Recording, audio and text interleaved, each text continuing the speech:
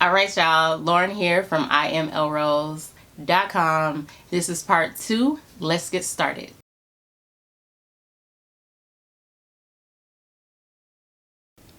All right, so now we're going to talk about brokers. Honestly, at the end of the day, you need to pick the broker that is best for you in the country you live in, and you want to make sure that you choose a regulated broker. There are hundreds and hundreds of brokers out there.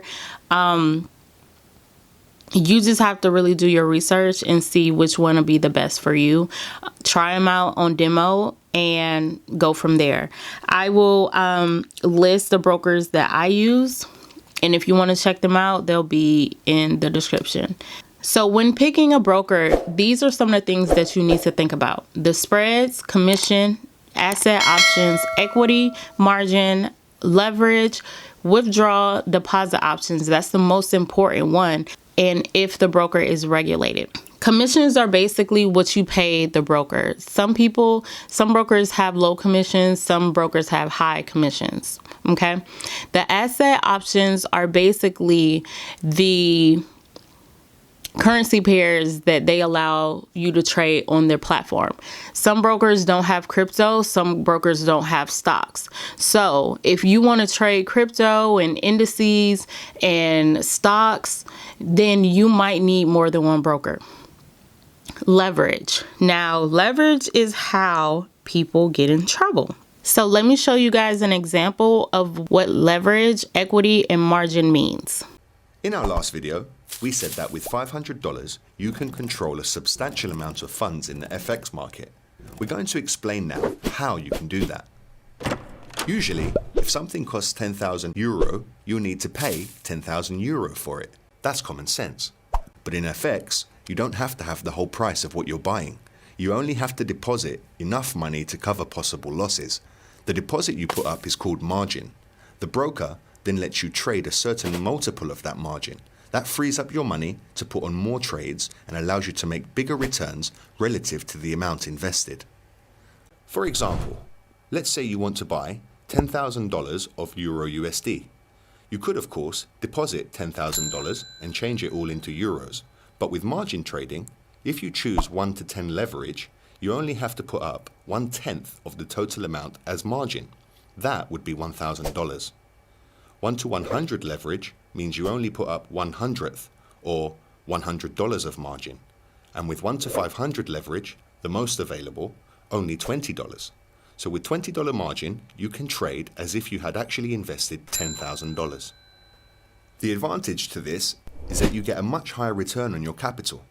Let's say you buy one mini lot of Euro USD for $10,000, which is currently trading at 135. Let's say Euro USD goes to 136. For every dollar you've invested, you'll make 1 cent. So that's 10,000 cents or $100. If you put up the whole $10,000, then your $100 profit would be 1%. But if you only put $20 margin to begin with, then your profit would be 500%. That's much higher relative to the amount invested. That's why it's called leverage. A small movement in your position makes for a big movement in your profit or loss statement. Of course, leverage works both ways. In this example, if Euro USD declines to 134.80, your margin would all be used up and your position would automatically be closed. You'll lose all your money that you put up as margin. But the good thing is, you can't lose any more than your margin to begin with. Your losses are limited while your potential profits are unlimited. Furthermore, if you had $500 in your account to start with, after opening that position, you'd still have $480 left to enter new positions. You could put on trades in other currency pairs as well, increasing your chances of success. Without leverage, a trader would need to post the full value of each of his trades. Leverage allows a trader to take the same position with much less capital and to earn a higher percentage return on that capital. Of course, it works both ways. The more leverage, the less room for error there is. Boom, you are halfway through the video of part 2 of this 4-part series. Y'all, if you made it this far, then you're serious about learning how to trade. you are serious about learning how to trade. So what I want you to write in the comments is, I am a confident, consistent, profitable Forex trader. Write that in the comments. I am a confident, consistent, profitable Forex trader. Go ahead and write that in the comments. All right, y'all, let's continue. All right, so when I talk about withdrawal and deposit options, you need to make sure that the broker that you pick has the easiest way to withdraw. It doesn't matter if it's easy to deposit. You want to make sure that when you request your money on a Friday, you can get your money that Monday.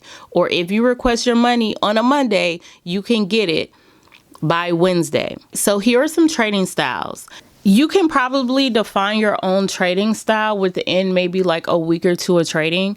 It's just basically based on your personality. If you're a scalper, most of the time you don't have much patience. So a lot of people, they just like to scalp, like they just go in and out of the market. The 10 pips and dip, the 20 pips and dip, that's scalping. You get in, you get out, you make your money, you're done for the day. Day trading, you're holding your trade for a day or less. If you're swing trading, you are holding your trade for several days. So say you get into a trade on Monday and you close out on Thursday or Friday. So you're in that whole trade for that whole week. An investor, you hold your trade position. You can hold your trade position for years. Or with the whole cryptocurrency, you can buy and hold, and you can buy Bitcoin or Ripple or whatever whatever altcoin you're buying, and you can hold it for, a couple of years, and you can make money that way as well. Binary options. You can trade 30 seconds, 1 minute on up to, hours. So binary options, also known as high frequency trading. I will be posting more about binary options as well. So stay tuned for those videos. Those are the different trading styles. So let's talk about the order type. And after this, we're going to go right into the chart. You have a buy stop, sell stop, buy limit, sell limit. Those are called pending orders. Those are 4 order types. If you're scalping, you are going to do a market execution or instant execution. That means as soon as you hit buy, you are getting in the trade right then and there. But if you have a 9-to-5, or if you have a job where you can't be on your phone, or you can't continue to look at the charts, then you just need to put in a pending order and set alerts. So let's go into the chart so I can show you how to put in these orders. Part 2, you are done.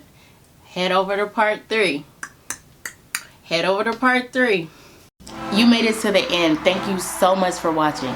So I'm gonna take a wild guess and assume that you like free stuff. If you do, go ahead and click the link in the description for free business tips, tricks, and ideas. And if you're like me and you love everything health and beauty related, go ahead and subscribe to my beauty channel right here, where I release weekly videos. Once again, thank you guys so much for watching, and I will see you in my next video. Oh, and by the way, turn on those post notifications. Bye for now.